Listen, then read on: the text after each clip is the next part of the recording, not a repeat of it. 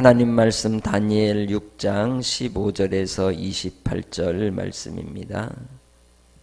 이튿날에 왕이 새벽에 일어나 급히 사자굴로 가서 다니엘이 든 굴에 가까이 이르러서 슬피 소리질러 다니엘에게 묻되 살아계시는 하나님의 종 다니엘아, 내가 항상 섬기는 내 하나님이 사자들에게서 능히 너를 구원하셨느냐 하니라.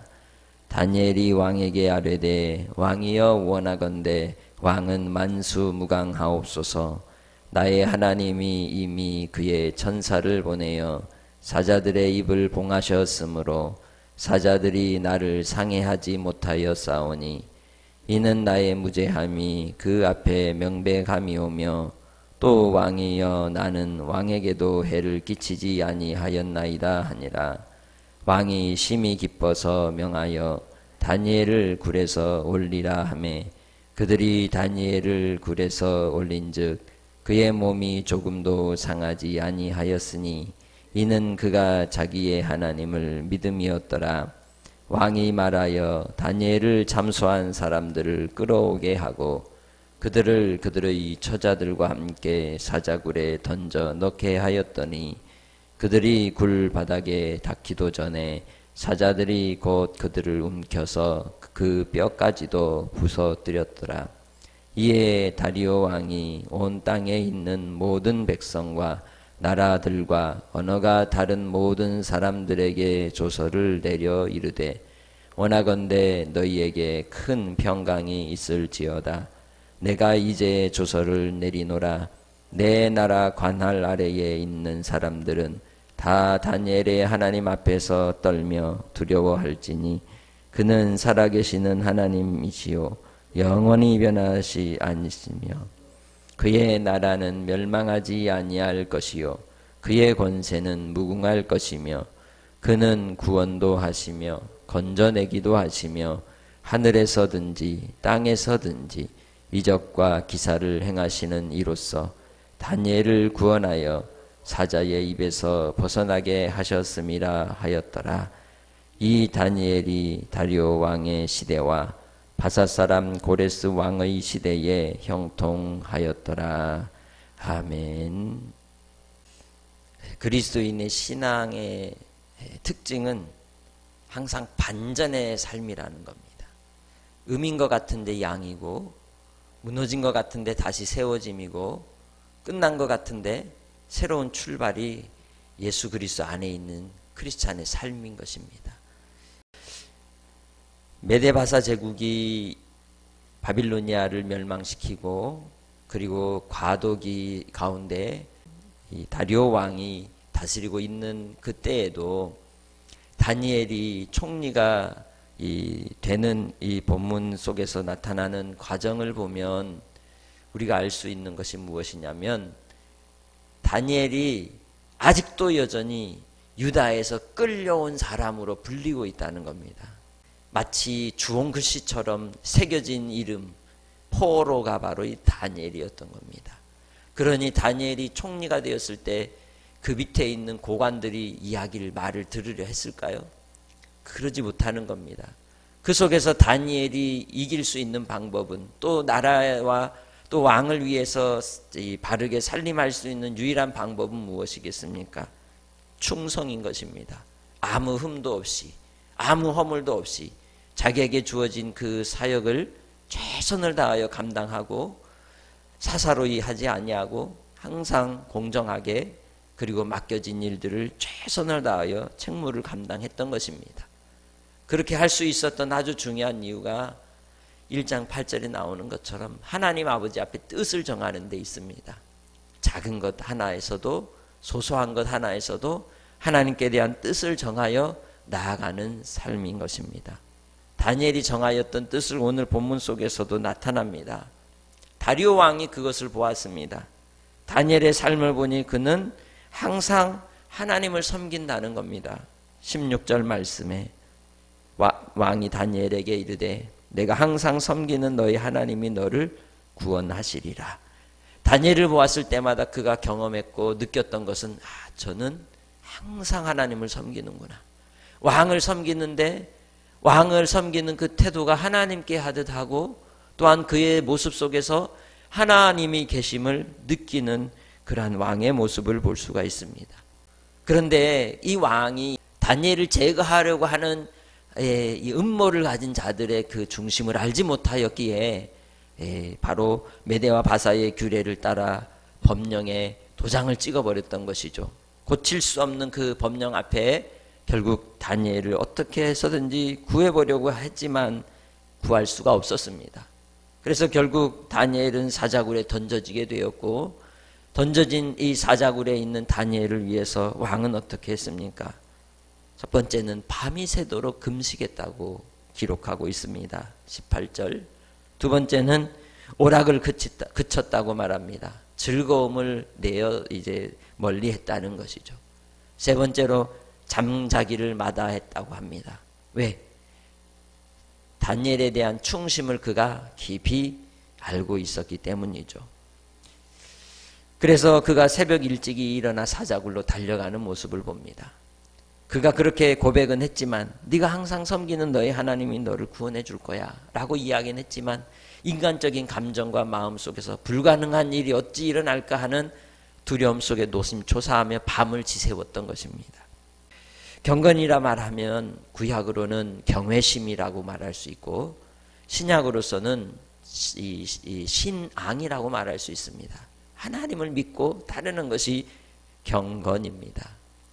하나님을 믿고 섬기며 따랐던 이 다니엘의 삶 속에서 우리는 믿음의 흔적들을 또한 발견할 수 있는 것입니다. 그 믿음의 흔적은 다름 아니라 일상성을 가지고 있다는 겁니다. 항상 변함이 없이 순간순간 하나님을 의지하고 하나님을 의존하고 주님을 바라고 살아가는 삶이었음을 이야기하는 것이죠. 여호수아 1장 8절을 통해 여호수아에게 가나안을 정복하기 위해 그를 지도자로 세우셨을 때 하나님께서 그에게 명령하신 바는 율법책을 내 입에서 떠나지 말게 하고 주야로 묵상하여 그 가운데 기록한 것을 다 지켜 행하라. 그러면서 좌로나 우로나 치우치지 말고 강하고 담대할 것을 명령하셨습니다. 다니엘의 삶도 그러한 주의 말씀을 따라 하나님을 경외하고 경건의 능력으로 무장한 그리스도인의 삶으로 나아갔음을 볼 수가 있습니다. 임금님이 바뀌었다고 해서 그가 싸바싸바하거나 아첨하는 그러한 삶을 살지 않았습니다. 항상 하나님의 말씀의 중심 속에서 죽게 하듯 섬기되 진실하고 정직하게 섬겼던 모습을 볼 수 있습니다. 오늘 이 땅에서 살아가는 그리스도인의 삶이 그러한 것입니다. 디모데전서 4장 8절에 그래서 육체의 연단은 약간의 유익이 있지만 경건은 범사에 유익하다고 하였습니다. 하나님을 경외함이 범사에 유익하다는 것이죠. 왜? 이 땅에 살아갈 때도 약속이 있고 또한 이 땅을 지나 저 하나님 나라에서도 약속이 있는 삶이기 때문입니다.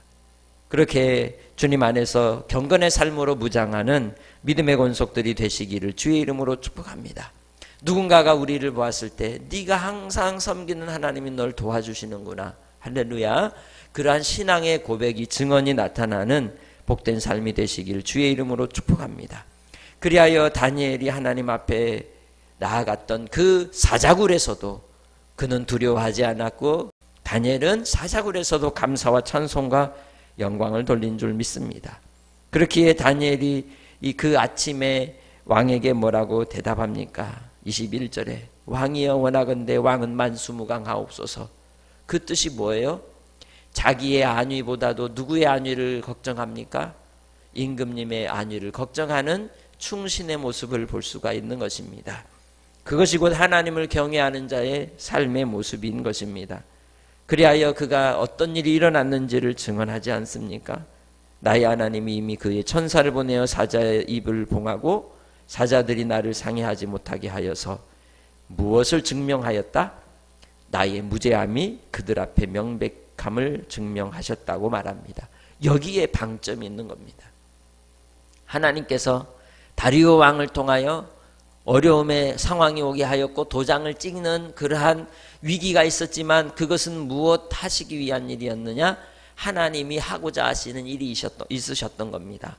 다시 말하면 다리오 왕 곁에 있는 간신들 또한 이제 이 다리오 왕에게 해를 끼칠 수 있는 이들을 골라내는 일을 하나님이 보이신 것입니다. 하나님께서 바로 이 다리오 왕을 통하여 이스라엘 백성들을 이 예루살렘으로 다시 돌이키게 하시기 위하여 돌다리를 놓고 계시는 겁니다. 징검다리를 놓고 계시는 겁니다. 그래서 우리가 그리스도인으로서 경건하게 살 때에 고난이 오고 환난이 오고 우리가 이해할 수 없는 시련이 올 때 그 시련의 문제 속에 싸매어 머리를 붙잡고 고통하고 괴로울 것이 아니라 하나님의 뜻을 구하는 믿음의 성도들이 되시기 바랍니다. 그것이 경건한 삶을 통하여 이루는 열매입니다. 무죄의 명백함이 드러나게 되었습니다. 경건함을 통하여 하나님은 우리가 하나님의 증인인 것을 드러내십니다. 비록 고난이 있고 시련이 있지만 장차 나타날 영광과 좋게 비교할 수 없는 것입니다. 우리가 믿음 안에서 살아갈 때에 하나님은 하나님이 살아계심을 나타내 주십니다. 그 모든 것이 지나게 되면 반드시 드러나는 것입니다. 그리하여 이제 이 모든 일들을 통해 왕에게도 해를 끼치지 않는 역사가 나타난 것이요, 이를 통해서 왕이 심히 기뻐하고 이 다니엘을 올리고는 얼마나 기쁨으로 바라봅니까? 그러면서 자기의 하나님을 믿은 그 다니엘을 바라보고 바로 다리오 왕에게도 믿음의 은혜를 입게 된 것이죠. 24절로 28절까지의 말씀을 통해 결국 이제 하나님이 보이신 표적, 이 참소하는 자들을 보응하시고 우리로 이기는 자가 되게 해주신 줄 믿습니다. 그러면서 다니엘이 경외하는 하나님을 섬길 것을 조서로 공포합니다. 6가지로 하나님을 소개하죠. 살아계신 하나님, 영원히 변치 않으시는 하나님, 그의 나라는 멸망하지 아니하고 그의 권세는 무궁하고 구원의 하나님이시고 기적과 능력을 베푸셔서 구원의 역사를 이루시는 그 하나님, 그 하나님이 여러분의 하나님, 나의 하나님이신 줄 믿습니다. 하나님 아버지, 오늘도 우리 가운데 삶이 믿음으로 말미암아 경건에 이르게 하시니 감사합니다. 주님의 말씀을 묵상하고 그 말씀이 기록된 대로 우리의 삶을 주님께 드릴 때 오늘 고통스러운 오해가 있고 또한 이제 시련을 당하는 삶의 현장이라 할지라도 주님 앞에 충성하고 또한 주님께서 부르신 그 부름의 현장에서, 일터에서, 가정에서 주님의 뜻을 따라 죽게 하듯 받들고 섬기는 그 삶을 통하여 하나님의 일하심을 만민이 알게 하옵소서. 오늘도 아버지 하나님, 삶의 어려움 속에, 고단함 속에 살아가는 성도들의 심령을 성령으로 충만하게 하시고 길을 내어주시고 아버지 하나님께서 살아계심을 나타내 주시사 참으로 우리가 주님의 자녀요 주님의 소유임을 만민이 알게 하옵소서. 한날의 삶을 주님께 의탁하옵고 예수님의 이름으로 기도합니다. 아멘.